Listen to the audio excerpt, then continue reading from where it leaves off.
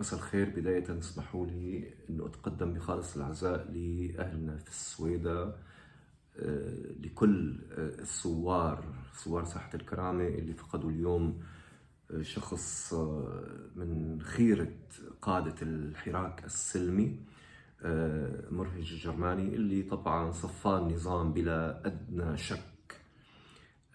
هذا يعني بيأكد كل التوقعات اللي توقعناها كلياتنا من البداية، إنه النظام ما في قدامه غير الحل الأمني والحل الأمني فقط، ولكن نتيجة ظروف معينة، نتيجة ملابسات، نتيجة إنه هو حاليا في عم بيحاول يعيد تدوير ذاته، فما عم يواجه السويداء بهذا العنف، يعني على أساس إنه حيحط لها خطة بشكل يعني ما يبين انه هو عم يضرب السويداء كما فعل بالحراك تبع 2011.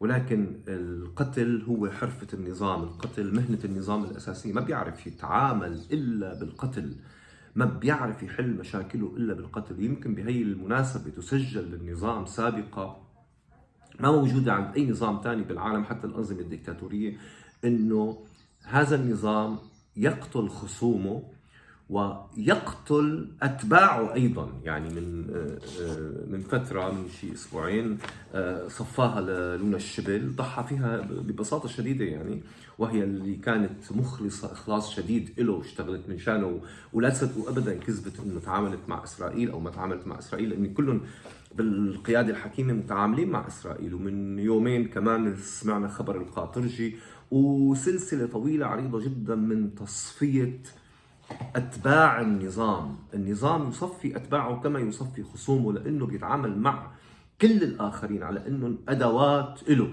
وباللحظة اللي بينتهي فيها حاجته لهي الأداة فبيتخلص منها، وبيتخلص منها فقط بالقتل. يعني ما في انه والله مثلا تنحية، حتى اعتقال او شيء من هذا القبيل، يعني حسب اهمية طبعا هذا الخصم او التابع.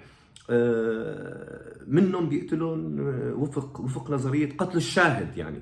يعني في حدا ممكن إذا تخلص منه يخلص من قصة تانية، فبيقتله ما بيتردد، بيقتله وبيقتل يلي ممكن يشهد على قتله، وبيداوي القتل بالقتل، ما عنده أي مشكلة. النظام احترف القتل، وهي حرفته الوحيدة في الحقيقة، وأيضا احترف الإنكار.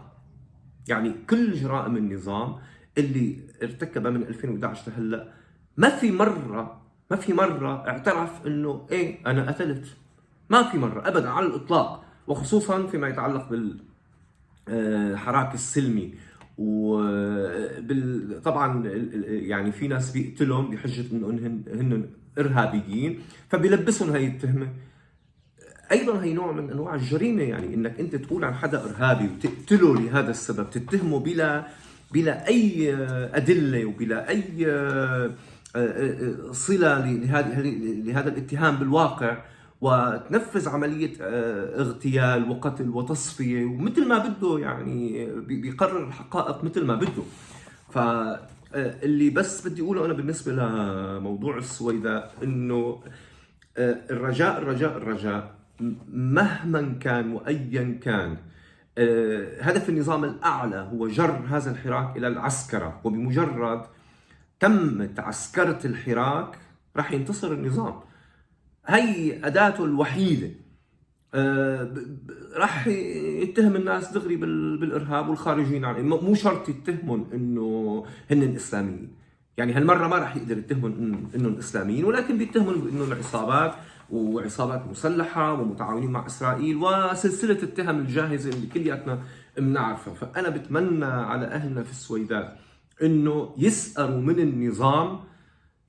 من النظام بتكثيف المظاهرات السلمية، ما نتعامل مع خصمنا بلغته، وخصوصا لما بتكون لغة هذا الخصم لغة رديئة وسيئة ولغة حقيرة وسافلة، وهي لغة القتل. ما نتعامل مع هذا النظام أبدا بلغته. يعني نحن وقعنا بهي القصة. النظام هاجمنا بالسلاح، تعاملنا معه بلغته وتسلحت الثورة. النظام هاجمنا بالطائفية، فجرنا إلى منطقته، أيضا صرنا نحكي بالطائفية. حلنا نتعلم، ما بيصير تكون ردة فعلنا متشابهة مع الفعل اللي بيقوم فيه النظام، وإلا بنصير بنشبهه. بمجرد شبهنا، بمجرد صرنا بنشبهه، العالم رح يفقد تعاطفه معنا، الكل رح يفقد تعاطفه معنا، لأنه الهدف الأساسي اللي اشتغل عليه النظام منذ بداية الثورة إنه يلبس الثورة ذات الجرائم اللي هو بيرتكبها، والحقيقة نجح في ذلك. سواء كان هالشي حقيقة، يعني في ناس ارتكبت جرائم من المعارضين تحديدا المسلحين، أو حتى في ناس ارتكبت جرائم أخلاقية انجرت لمستوى أخلاقيات النظام، وصارت ترد عليه بلغته، فصارت بموضع مقارنة معه. بمجرد هذا حلم النظام على فكرة، بمجرد صرنا بموقع مقارنة كطرف ضد النظام، كطرف يتحدث ذات اللغة ويمارس ذات الأفعال، فنحن فعليا خسرنا. وخصوصا انه بالمحصلة الطرف اللي بيمتلك السلاح وبيمتلك آلة القتل، واللي بيمتلك الآلة الإعلامية الضخمة، واللي بيمتلك التمويل، واللي بيمتلك الحلفاء، هو الآن هو النظام. الثورة ما عاد عندها حلفاء مثل ما كلياتنا بنعرف، فبالتالي حليفنا الوحيد انه نكون عم نتعامل بسلمية وبأخلاقية. وهذا الحكي مو بس لأهلنا في السويداء، لكل السوريين. بتمنى ما ننجر، بتمنى نفشل خطة النظام في انه يجرنا لذات لغته وذات افعاله. الموضوع الآخر اللي بدي أحكي فيه كمان بسرعة، وهو منفصل متصل، موضوع الفنان بسام دكاك. اليوم كان عرضت قناة سوريا مكالمة له مع حدا من الصحفيين، عم يشكي وضعه، وصار يبكي حتى وانهار، وانه عم ببيع بحديقه تشرين سندويشات او شيء من هذا القبيل، وانه ما عنده 10 ليرات بجيبته، وكل هذا الكلام. طبعا بالتاكيد بنتعاطف مع بسام دكاك، لانه فنان وكان عضو بنقابه الفنانين، وكان ماسك حتى امانه سر نقابه الفنانين، فما بيصير ينزت هي الزته. ولكن تخيلوا الى اي مدى اجرام النظام. بالمناسبه اللي حكاه بسام هو مو عقدة ستوكهولم، هو عقدة سكوت هولم. يعني بسام وهو عم يحكي خاف انه لا يروحوا يكتبوا في تقرير يقولوا عم يحكي عن القيادة، يعني او عم يشتم القيادة، او انه مشكلته مع القيادة.